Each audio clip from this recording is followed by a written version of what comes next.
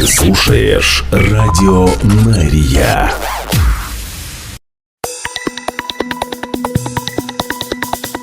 Израильская служба новостей в прямом эфире на Радио Мария. Здравствуйте. Сегодня 31 января. Мы начинаем.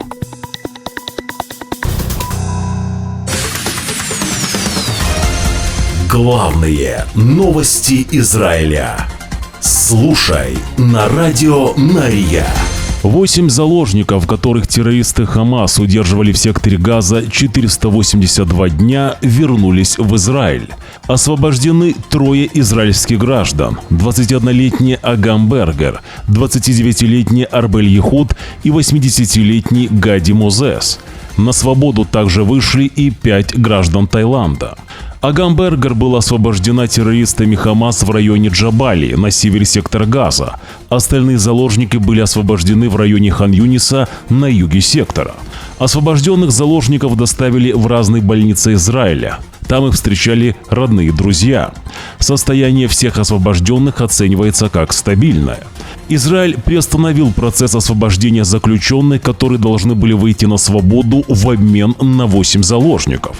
Причиной этого решения стал хаос, сопровождавший передачу заложников представителям Красного Креста в Хан-Юнисе. В ходе неконтролируемой и опасной передачи заложников вчера в четверг днем возле разрушенного дома ликвидированного лидера Хамас Яхьи Синвара в окружении сотен вооруженных людей в масках и большой толпы похищенные проходили к машинам Красного Креста. Хаос продолжался более часа. Премьер-министр Израиля Биньямин Нетаньягу в срочном заявлении, сделанном сразу после освобождения, сказал, что хаотичная передача была неприемлема. Цитирую: «Я с большой суровостью смотрю на шокирующие сцены во время освобождения наших заложников», говорит премьер-министр. Это еще одно доказательство невообразимой жестокости террористической группировки Хамас. Конец цитаты. Сразу же после этого поступило распоряжение приостановить освобождение террористов в рамках сделки об освобождении заложников. Глава правительства Биньямин Нетаньягу и министр обороны Израиля Исраэль Кац сделали заявление и потребовали гарантии, что освобождение следующих заложников будет происходить в безопасной обстановке. Позже отложенное освобождение заключенных было снято. Их освобождение началось прошлым вечером в 17:00. Новости на Радио Мария. И новое заявление премьер-министра Израиля Биньямина Нетаньягу. Цитирую: «Премьер-министр Израиля Биньямин Нетаньягу приветствует на родине 3 израильских заложников, освобожденных ранее, и вновь выражает свое возмущение разъяренной толпой, которая окружила их во время передачи в Хан-Юнисе. Агам, Арбель и Гади, добро пожаловать домой», говорит Нетаньягу в видеообращении. «Весь народ Израиля обнимает вас, как и я и моя жена Сара». Нетаньягу заявляет, что их освобождение стало возможным благодаря, цитирую, «нашим героическим солдатам», а также благодаря твердой и решительной позиции, которую мы занимали на протяжении всех переговоров. Премьер-министр Израиля Биньямин Нетаньягу добавляет, что мы не допустим нарушения следующих соглашений. «Во время освобождения наших заложников мы все увидели эти ужасающие кадры.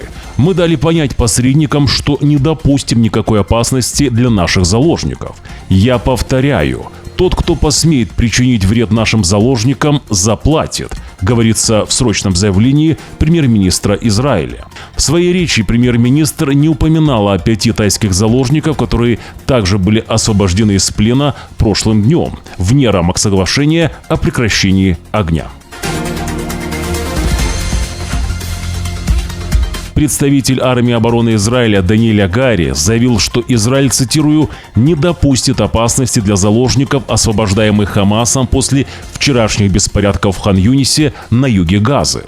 Тяжелые сцены, которые мы увидели вчера в Газе, представляли угрозу для жизни Арбель Ехуд и Гади Мозеза. Хамас несет за это ответственность.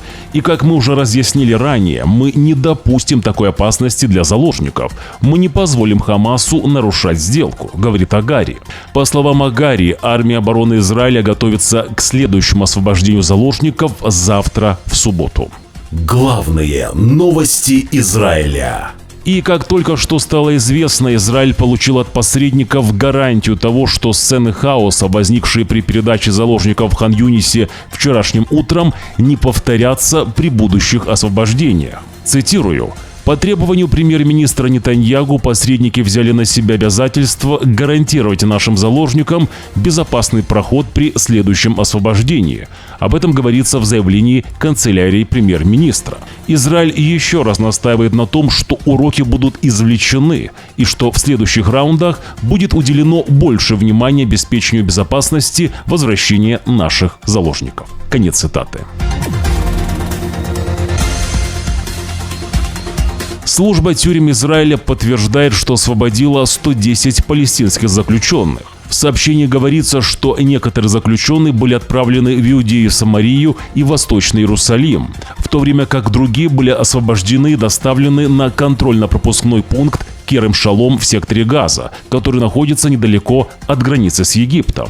Военные тюремные службы действуют с целью освобождения террористов в соответствии с дипломатическим соглашением о возвращении заложников, полностью координируя свои действия со всеми службами безопасности, говорится в заявлении службы тюрем Израиля. Новости на радио Нария. Тем временем армия обороны Израиля заявляет, что военные продолжают действовать в Иудее и Самарии. Все это для того, чтобы не допустить там проведения парада в честь палестинских заключенных, освобождаемых в рамках соглашения о прекращении огня с Хамас. По словам военных, войска проводят превентивные аресты и разбрасывают листовки, призывающие палестинцев не участвовать в парадах. По данным ЦАЛЯ, наши солдаты также изъяли флаги террористических группировок и другие предметы, которые могли бы использоваться на парадах. Кадры, которые попали в сеть, показывают, как толпы семей собрались вчера в ожидании 2 автобусов с террористами. Новости на радио Нария. Президент США Дональд Трамп настаивает на том, что Иордания и Египет поддержат предложение о переселении палестинцев в их страны, а не в восстановленный сектор Газа, несмотря на категорический отказ обеих стран рассматривать этот шаг. Далее цитирую. «Они это сделают, они это сделают, они это сделают, понятно?» Повторяет трижды Дональд Трамп. «Мы многое для них делаем, и они это сделают», сказал президент США.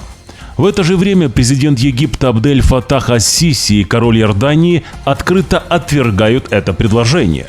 Что касается того, что говорится о перемещении палестинцев, то это никогда нельзя терпеть или разрешать из-за его воздействия на национальную безопасность Египта, говорит Сиси.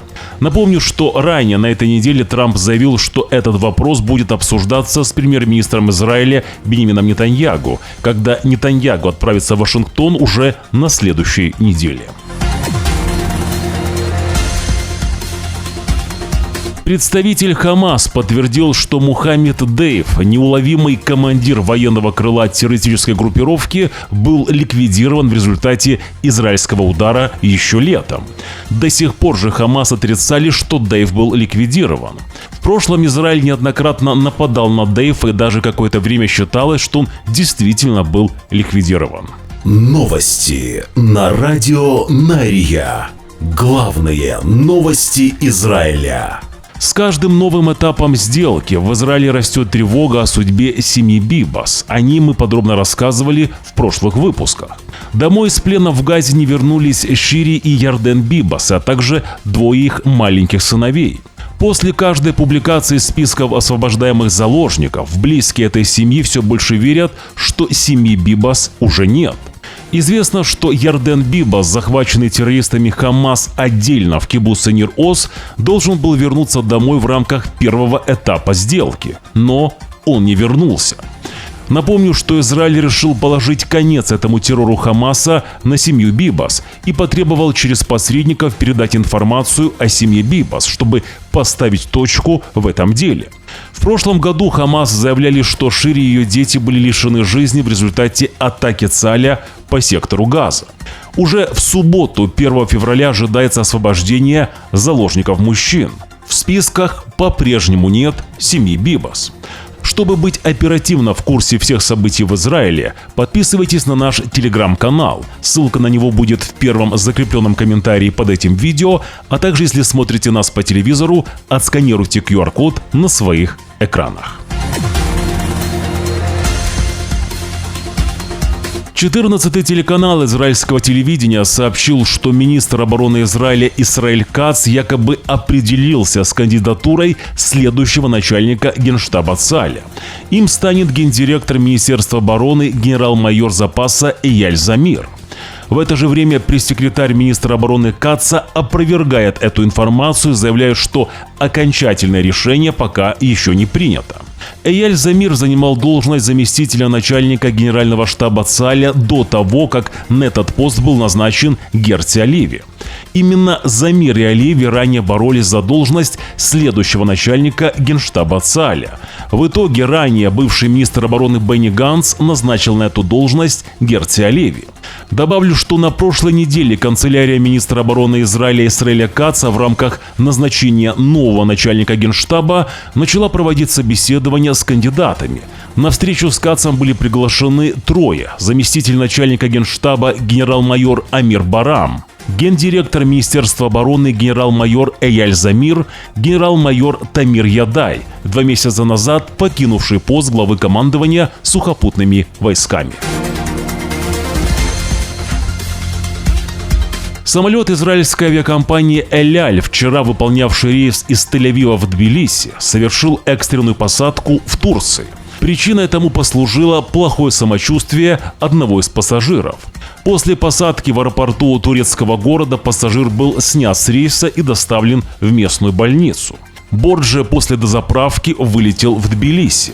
Напомню, что ранее Турция запрещала садиться израильским самолетом на своей территории. Новости на радио Нария. Семьи 3 израильских заложников, освобожденных из плена в Газе, вчера в четверг впервые за более чем 15 месяцев увидели своих близких во время трогательных встреч на объектах армии обороны Израиля и в израильских больницах. Напомню, что в четверг из Газа были освобождены Агам Бергер, 20 лет, также Арбель Ехуд, 29 лет, и Гади Мозес, 80 лет. Еще также были освобождены 5 тайских заложников. Как близкие встречали своих родных, далее смотрите в нашем эфире без комментариев. Я же благодарю вас за просмотр наших новостей. Уже в воскресенье, 2 февраля, в 6 часов утра по Иерусалиму мы снова в прямом эфире. Вы должны знать правду. Шаббат шалом и до встречи.